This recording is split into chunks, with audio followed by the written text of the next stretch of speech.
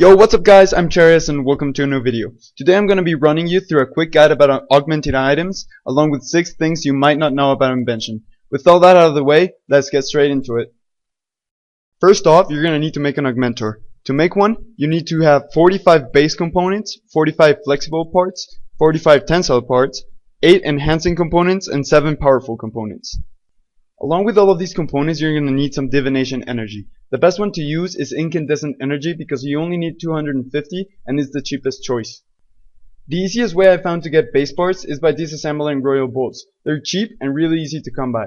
For flexible and tensile parts, you're going to want to use bows and shield bows, either strong or unstrung. Usually strong ones are cheaper, so I'd recommend you use those. This is where it gets a little bit trickier, since these are uncommon materials. For the enhancement components, you can either use adrenaline potions if you have leftover from training herblore, or you can make a bunch of slayer rings, which is a really cheap alternative. Finally, the powerful components were the hardest ones for me to get, but with only a 27% junk chance, Barker Toes are an okay and cheap method.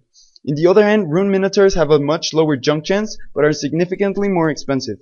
Now that you know how to get all of the pieces, you can finally make yourself a couple of augmentors. You can attach augmentors to your weapon to level them up and get some good invention experience. Remember, augmenting an item will make it untradeable forever, so don't go augmenting all of your gear right away. Once you've augmented an item, you can upgrade it by adding gizmos. Two-handed weapons allow you to add 2 gizmos, while the rest of the items will only allow 1. Your augmented equipment will gain experience and level up as you use it. The invention experience you get from the item depends on its level and whether you siphon or disassemble the item. Siphoning lets you keep the item but grants you a lot lower XP, while disassembling grants much more experience but completely destroys the item. Now that we've gone over the very basics, let's go over the quick tips. Tip number 1. You can augment black salamanders for a really cheap augmented weapon. This way you won't have to think twice about disassembling it once it reaches level 10. Tip number 2. You can use a tier 90 weapon and switch it for an augmented one once the creature is dead, but just before the XP drop. This way you can save money on charges and level up any weapon while using any other. This is really good for leveling up salamanders, but take into account it's only viable with mobs with a lot of hit points. Tip number 3. There is no penalty for disassembling a weapon that has no gizmos on it. So if you have a couple of augmentors and you don't want to bother with components to make gizmos, you can still max out your weapon to level 10 and get full experience. This way you don't have to worry about finding good perks or dealing with the bad ones.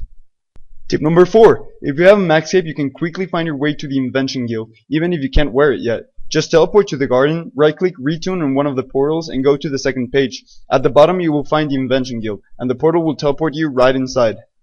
Tip number 5. Siphoning a level 10 weapon or piece of armor will only grant you experience as if it were level 8, which is why usually you want to completely disassemble it.